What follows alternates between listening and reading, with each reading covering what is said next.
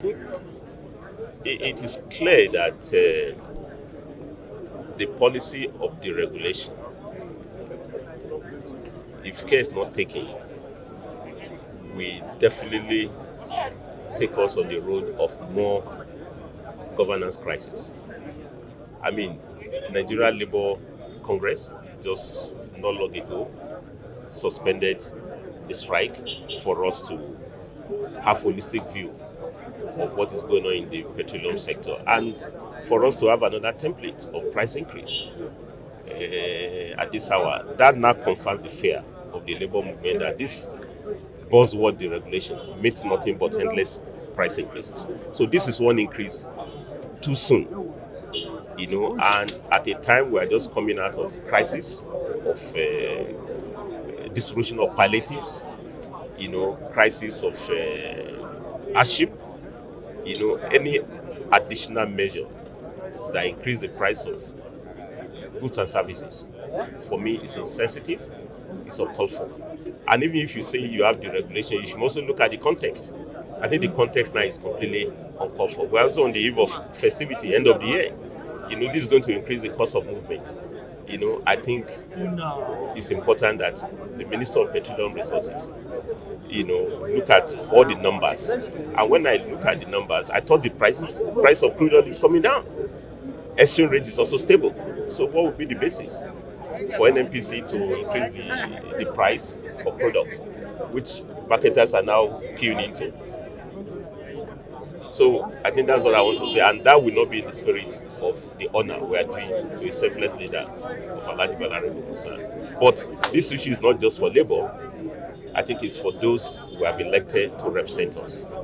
The senators, the governors, the reps. I think they should have proper engagement with the federal executive, with NNPC and all the key actors, stakeholders in petroleum downstream sector, that this policy will not deliver Nigerians the way it's been envisaged.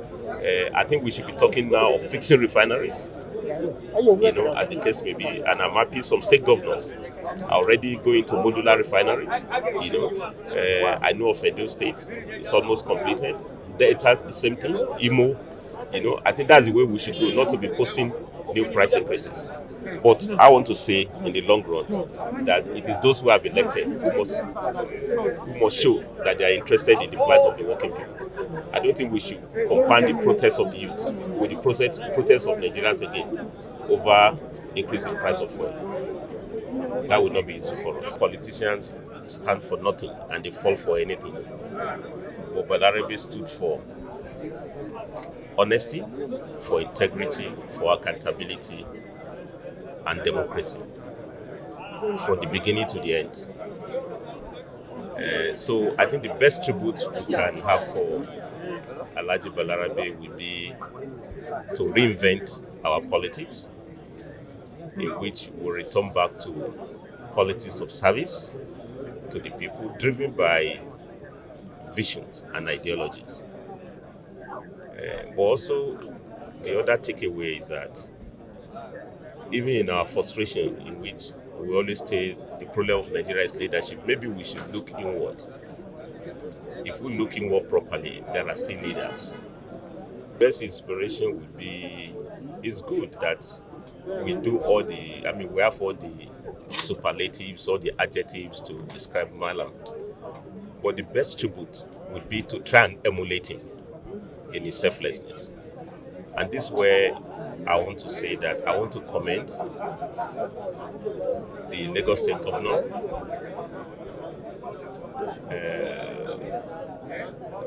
Baba Tunde Sanwo-Olu, for repealing that obnoxious law which privileged two-term governors.